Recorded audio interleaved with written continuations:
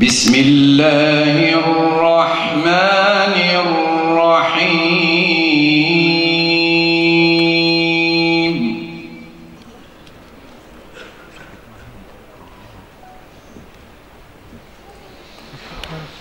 Ve aqimus salate ve atuz zekâh.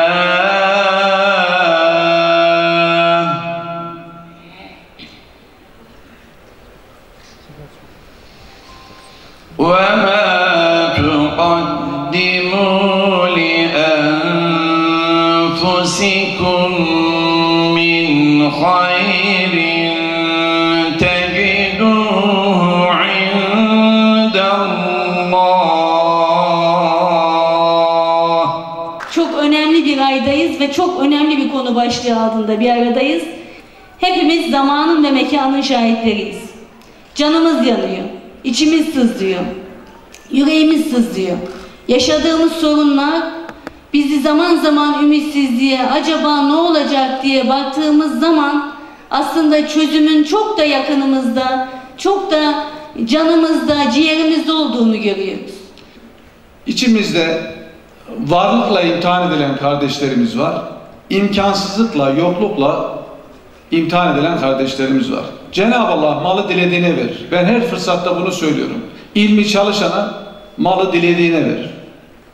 İkisi de aslında insanoğlu için çok önemli konu. Birbirimize aslında muhtaç olmak, ilim ve mal, ikisi de aynı elde olduğu zaman çok büyük bir güç. Allah muhafaza bu doğru yönetilemediği zaman kibre, geçmişte, tarihte de pek çok bunlarla ilgili anekdotlara belki yol açabilir. Bu Allah'ın takdiri. Büyük bir müesseseyi konuşmak üzere bizleri bir araya getiren Rabbime hamdolsun. Elhamdülillah. Elhamdülillah. Aslında bütün ilahi vahiyler, rehber olarak gönderilen bütün peygamberler, insanoğlunun birkaç önemli ilişkisini tanzim etmek üzere gönderilmişlerdir. Elbette önce Rabbimizle ilişkimiz, Allah'la ilişkimiz ve sonra bütün insanlarla, hemcinslerimizle ilişkilerimiz. Fakat üçüncü bir ilişki var ki bütün ilahi vahiyler, bütün ilahi peygamberler üzerinde çokça durmuşlardır. İnsanın dünya ile ilişkisi, insanın madde ve servetle ilişkisi, para ile ilişkisi. Bu üçüncü ilişki önemli. Para ve servetle ilişkisi son derece önemli. İslam'da dünyayı dünya olduğu için kötüleyen bir söz yoktur. Dünyayı dünya olduğu için kötüleyen bir hadis yoktur. Ahireti yok sayarak dünyaya tapınmak, dünyevileşmektir reddedilen. İslamiyet'te malı, serveti, zenginliği reddeden bir ayet veya bir hadis yoktur. Ancak mala ve servete mahkum olmak reddedilmiştir. Serveti kalbe hakim kılmak reddedilmiştir. Malın ve servetin Rabbi gibi hareket ederek, mutlak sahibi gibi hareket ederek, Rabbimizin onun sahibi olmadığını zannedip ona hükmetmeye çalışmaktır reddedilen, hem yüce kitapta hem de sevgili peygamberimizin hadislerinde. Ticaret kötülenen bir şey değildir. Ticaret övülür. Et-tacirus saduk, saduk tacirler, yani sadakatten ayrılmayan tacirler peygamberlerle, şehitlerle beraber haşrolacaktır sözü Allah Resulüne ait bir hadistir aynı zamanda. Önce bir defa Allah'tan korkarak yapacak, Allah'tan sakınacak, haram işlemeyecek, helal lokmanın peşinde koşturacak. Takva benim için farklı, fakir için takva farklı, zengin için takva farklıdır. Siz ticareti risk olarak değerlendirirsiniz. Risk kavramı ekonominin en önemli kavramları halinde zikredilir. Burada cesaret ister. Size verilen bütün malın, servetin, zenginliğin Allah'ın emaneti olduğunun farkında olacak. İkincisi de emin olacak, güvenilir olacak. Herkes ona güvenecek, ürettiği mala güvenecek. Ticarette sadakate riayet edecek. Üretirken de rahmet ile muamele edecek. Dağıtırken de rahmet ile dağıtacak.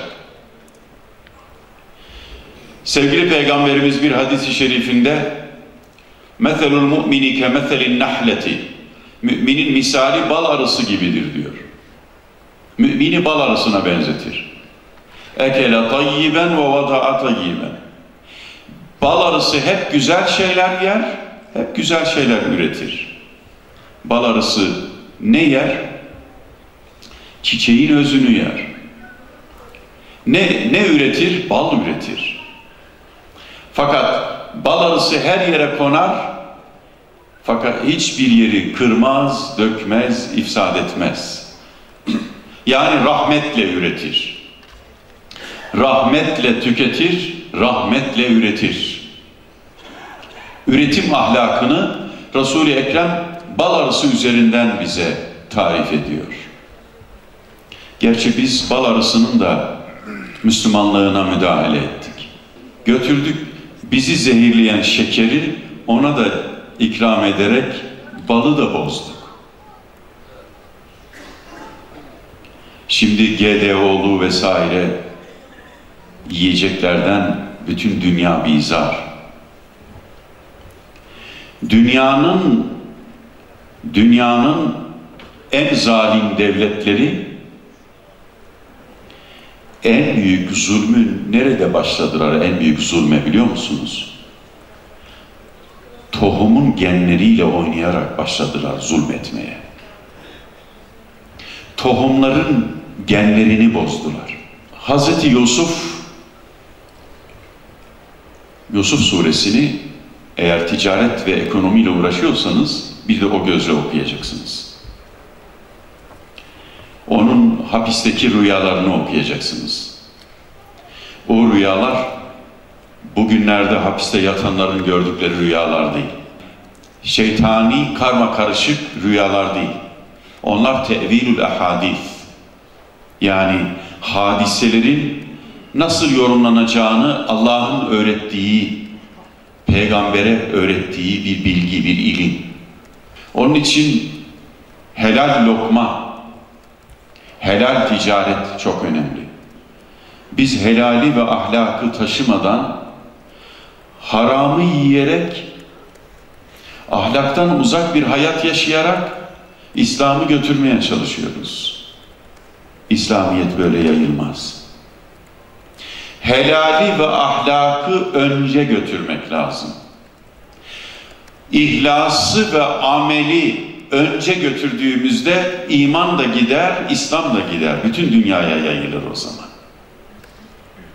Bugün bizim işimizi, Müslümanların işini zorlaştıran şey yaşadığımız çelişkilerdir. Peki şimdi de yani biz kültürümüzü, medeniyetimizi, imanımızı, İslam'ımızı ticaretimizle beraber tarihte bütün dünyaya taşımışız. Şimdi ne oluyor? Şimdi de başkaları da kendi inançsızlıklarını, kültürlerini, medeniyetlerini ticaretleriyle beraber bize taşıyorlar. Biliyorsunuz hak var üzerimizde. Bizim üzerimizde haklar var. Ve hak bizim terminolojimizde 3 yönlüdür. Bir, Allah'a karşı. Allah'ın bizim üzerimizde hakları vardır. 2, buna hukukullah diyoruz. Kulların bizim üzerimizde hakları vardır. Buna hukuk-u ibad diyoruz. Bir de hem Allah'ın hem de kulların ortak olduğu haklar vardır. Ona da müşterek haklar diyoruz. Uluslararası resmi rakamlara göre bugünlerde birbirlerine düşürmek istenen Körfez ülkelerindeki servet 4 trilyon dolardır. Hepsi de Müslüman ülkeler. 4 trilyon doların zekatı ne yapar Abdülkadir Bey? 100 milyar dolar yapar. 100 milyar dolar yapar. sadece 5 Körfez ülkesindeki servetin, sermayenin zekatı, evet, herkes şeyi çıkardı, hesap makinesini çıkardılar. Efendim? Bir hesaplayın. Ben hesabımı yaptım. Matematiğim iyi değildir ama 100 milyar dolar sadece 5 Müslüman ülkenin zekatı vardır. 100 milyar dolar ile Afrika'da hiçbir aç kalmaz. Hiçbir su sorunu yaşanmaz. Eğer sadece Allah'ın emrettiği bu emir eğer yerine gelebilse, bizim kaç yıldır biz Suriyelilere 10 milyar dolar harcadık, değil mi? Demek ki 5 milyar dolar. 25. Evet. Dolayısıyla yani sosyal adalet bakımından baktığımızda zekat eğer gerçekten zekat müessesesi Rabbimizin rızasına uygun bir şekilde, en iyi bir şekilde işletilebilse, o zaman bu sorunların büyük bir kısmını yaşamamış oluruz.